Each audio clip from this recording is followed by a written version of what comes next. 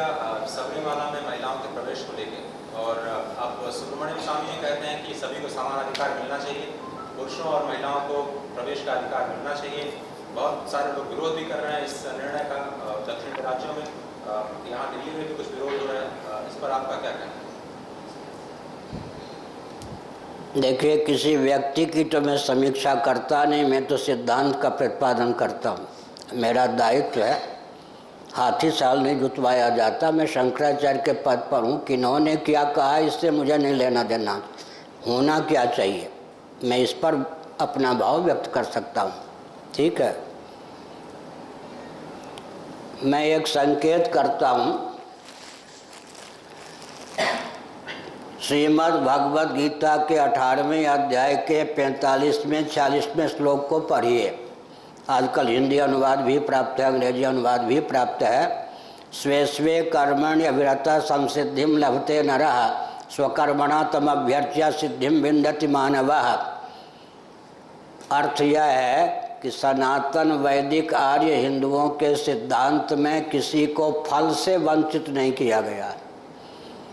जो भी अपने कर्तव्य का पालन भगवान की समर्चा की बुद्धि से करता है, उसे समान रूप से सफलता प्राप्त होती है, सिद्धि प्राप्त होती है। सनातन धर्म में फल चौर्य नहीं है, फल से किसी को वंचित नहीं किया गया।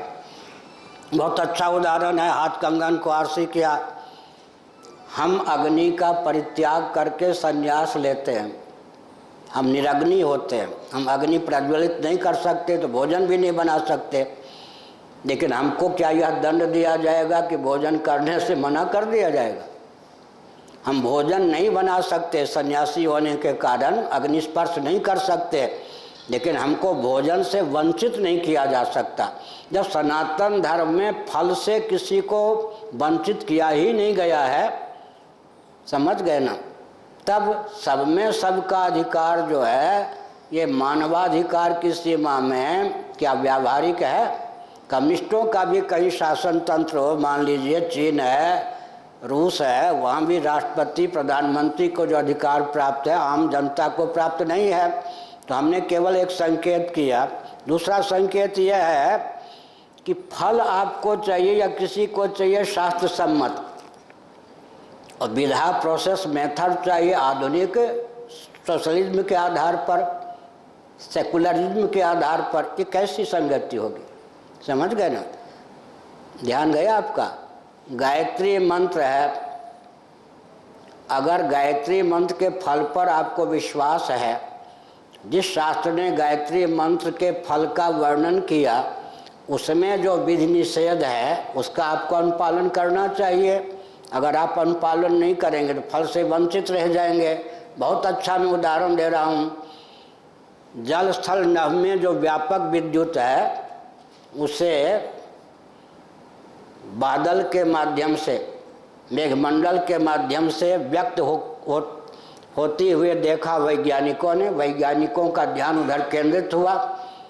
उन्होंने बादल के बनने की प्रक्रिया, बादल के माध्यम से निर्गुण निराकार विद्युत के सगुण साकार होने की प्रक्रिया का विश्लेषण किया, अध्ययन किया।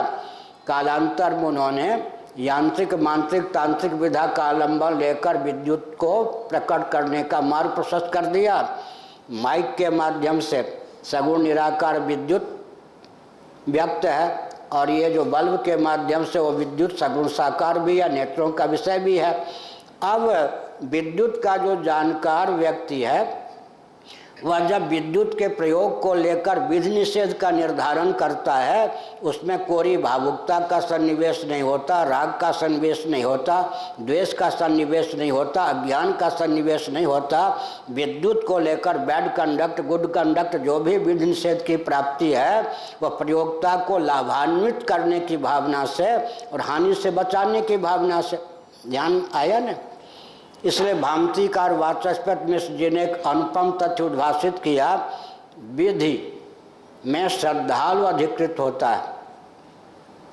क्या विधि में श्रद्धालु अधिकृत है? आपकी श्रद्धा है, विधि का पालन कीजिए। अगर फल आपको चाहिए तो विधि का पालन कीजिए, फल नहीं चाहिए विधि का पालन मत कीजिए। लेकिन निषेध में आपकी श्रद्धा की अपेक्षा नहीं है। निषेध का अनुपालन करने के लिए तो आप बाध्य हैं। सावधान, इतने वोल्टेज, निषेध है या नहीं, छूना मना, सावधान, इतने वोल्टेज।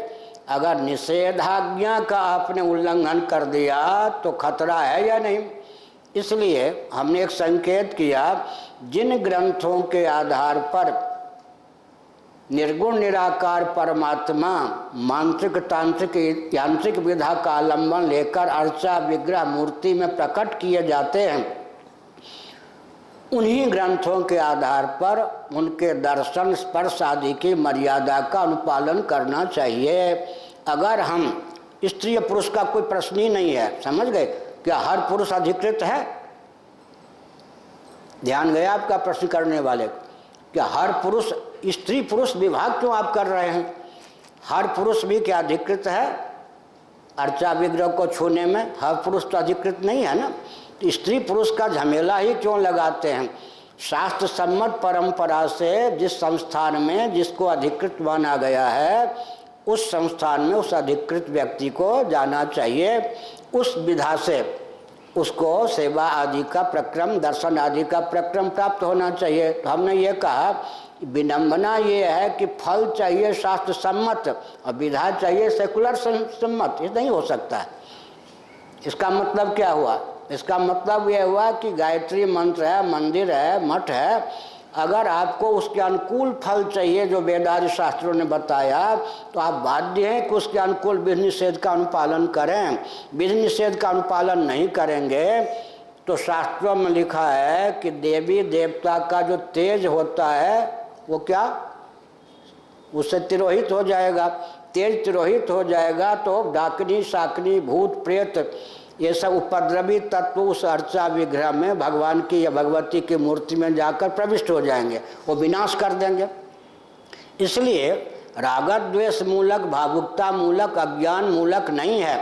जब ये कहा गया कि शिखर के दर्शन से भी वही फल हो सकता है, मंदिर के चारों ओर परिक्रमा से भी वही फल हो सकता है। आपको एक बात कहता हूँ, श्री जगन्नाथ मंदिर में जो सेवायत परंपरा से भगवान की सेवा में अधिकृत हैं, लेकिन जिस दिन जो उनकी सेवा है, उस दिन उसी सेवा में अधिकृत हैं, उस दिन वो जगन्नाथ जी का स्पर्श नहीं कर सकते। जिस दिन उनके जगन्नाथ जी का स्पर्श करके पूजन करने की सेवा उसी समय कर सकते, उसी दिन कर सकते। इसका मतलब क्या हुआ? आज भी मान लीजिए ये सुप्रीम कोर्ट है, किसी केस में जो जस्टिस नियुक्त किए गए हैं वे उस कुर्सी पर बैठकर अपने वेश में जब जजमेंट देंगे तो उसका नाम जजमेंट होगा या नहीं? या कोई भी जज देगा, कोई भी जस्टिस दे देगा, कहीं भी दे देंगे। इसका मतलब क्या होता है? शास्त्रों में राग मूलक, द्वेष मूलक, कोरी भावुकता मूलक या विवेक मूलक विधि निषेध नहीं है। अगर आपको मालूम पड़ता है कि राग मूलक है, द्वेष मूलक है, तो फल में आस्था मत कीजिए। जब आपको फल चाहिए तो तदनुकूल प्रोसेस, प्रक्रिया, मेथड का अनुपालन करना आपका दायित्व है। अगर आप नहीं करते हैं, निषेधाज्ञा का उल्लंघन करते हैं, तो दूसरे का कुछ नहीं बिगड़ेगा, आपका तो बिगड़ ही जाएगा। इसलिए अपने ऊपर कृपा करके विधि निषेध का अनुपालन करना चाहिए। हो गया। अब हमको सुप्रीम कोर्ट तक भी फांस नहीं सकते आप या कोई। महाराज जी, केरल में लाखों की